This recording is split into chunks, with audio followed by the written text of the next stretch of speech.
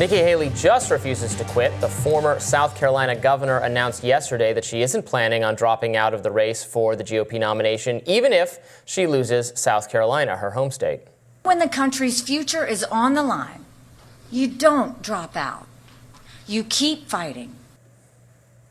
Haley also began to cry during her speech over the absence of her husband, Michael, who is currently deployed. Haley's rival for the nomination and current frontrunner, former President Donald Trump, has come under fire in recent weeks for seemingly attacking Haley's husband. Here's Haley responding to that. I wish Michael was here today, and I wish our children and I could see him tonight, but we can't.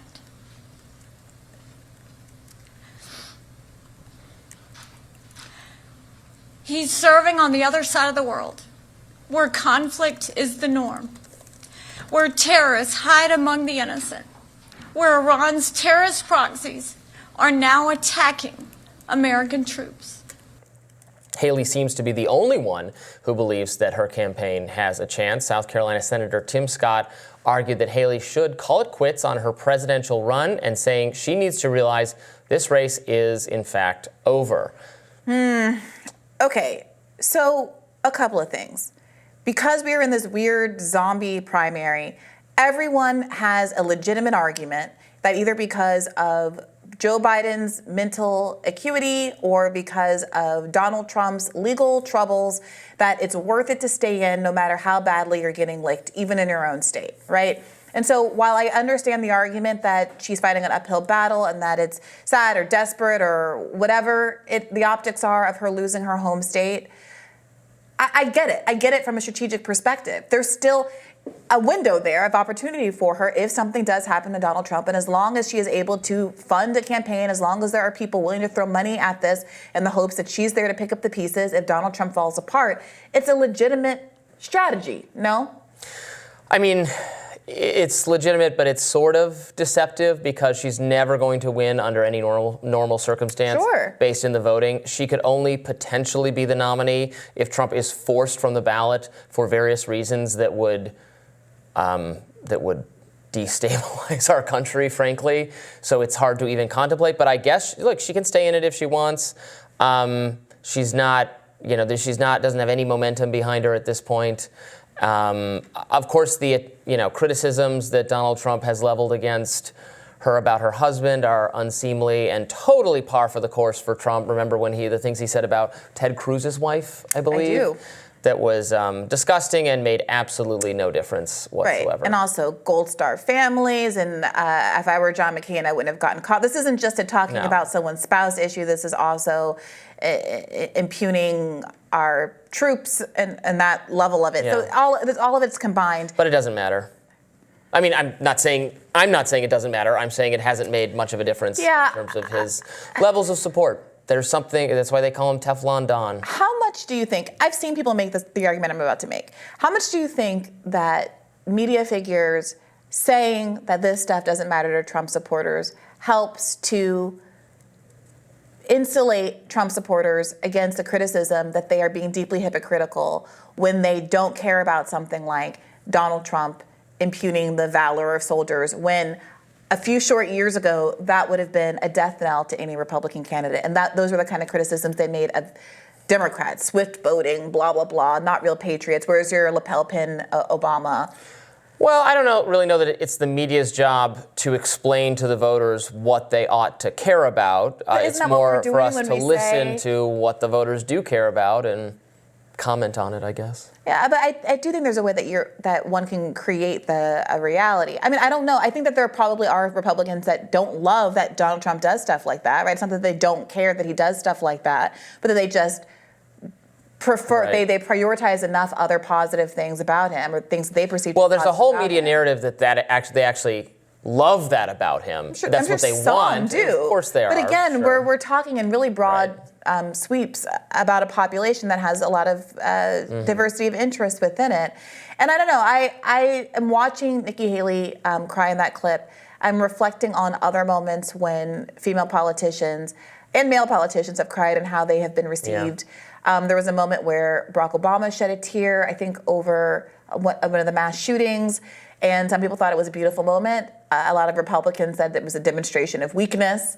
I remember, I believe Hillary Clinton shed a tear at one point, and there was very little support from her for Republicans on that. And I suspect that many people will say she's trying to, weaponize tears and not be especially supportive for her in this moment. I actually found it weirdly sort of sincere, and I think that she's good when she seems humanized and normal. We don't have a lot of that going on in politics right now, frankly. For sure, but probably there's a segment of people watching her, including within the Republican Party, who certainly I feel sympathy for her being apart from her husband because he's bravely serving his country overseas. But we have to keep in mind, we're picking the next president and what their policies are going to be and what their ideology is. And Nikki Haley's ideology is the most hawkish, the most for deploying, sending more American tax dollars and potentially its military might to more corners of the world. That is a position that she holds that is furthest in that direction, frankly, of like anyone plausibly seeking the presidency. I hear that. And right what's now. Donald Trump's position on funding Israel? Yeah, I have no idea. Right. Because he sidesteps it and then gets a complete and total pass for being vague in interviews, when in all likelihood, his record suggests he is going to have absolutely no disruption to the funding streams to Israel or have really any difference of opinion when it comes to funding that country in particular. Now, there is an argument to be made about Ukraine. He has differences of opinion with Nikki Haley, though. And yet, these are not getting fleshed out because at the end of the day, Donald Trump has to be responsible for the fact that he has not been willing to submit himself to a debate. And he has been unwilling to submit himself to anything akin to a rigorous interview, frankly.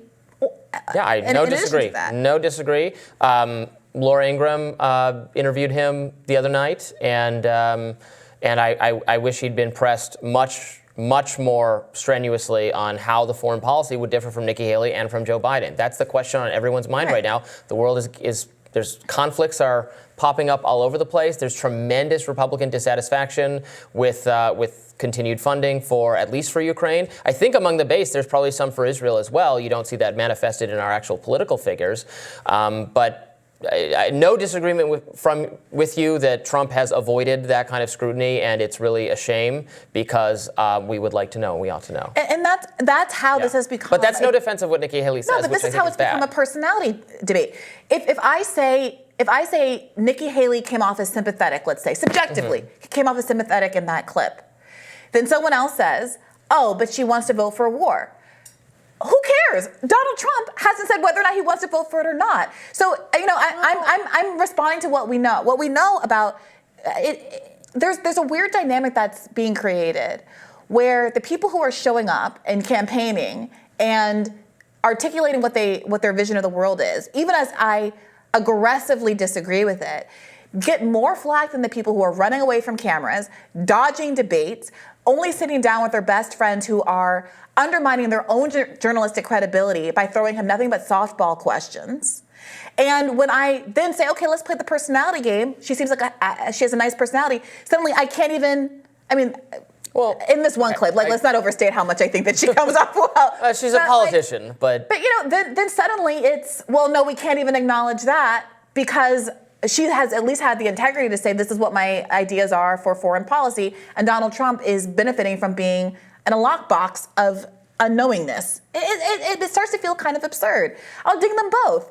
I'll ding them both too, but I'm going to ding Nikki Haley for. She gets it worse because she showed up. I don't think she gets it worse. Because she isn't hiding the ball with respect to her foreign policy. She gets it worse in what way? From who? I mean, the mainstream media criticizes Trump more than her. No, I'm talking about us right now in the context of this conversation. Well, yeah. I don't know. That doesn't sit right with me. And at the end of the day, if you want to be able, if Donald Trump wants to have the benefit of saying, this is how I've distinguished myself from Nikki Haley, he has to do the work of distinguishing himself from Nikki Haley. I don't think that, I want to be really careful that nothing that I say provides him benefit of the doubt that he frankly has not earned. And he is not someone who is struggling to get in front of the media. He's not someone who's struggling to get a platform. He's not Dean Phillips. He's not Marianne Williamson. He's not Cornel West. He's not someone who cannot be heard. Even though he's not on Twitter, every other Truth Social becomes a national event. So the fact that he has not, up until this point, made a point of distinguishing what his foreign policy would be with respect from what from what Joe Biden's is a very strong indication to me that there isn't much there to distinguish. Look, I appreciate that Nikki Haley does tell you exactly what she thinks. I just don't happen to like what she says.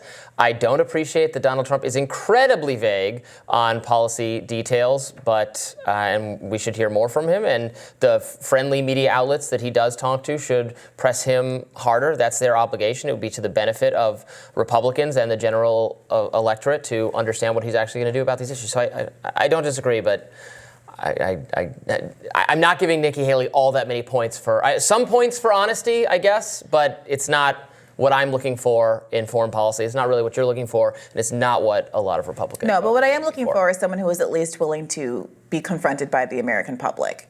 And to be clear, the part that I find sympathetic is a woman missing her husband, a partner missing their spouse. Well, I'm not. Wait a minute. Yeah, I don't find he's over there fighting some war in Africa to be sympathetic at all. I just want to clarify that from my own perspective. Yeah. More Rising right after this.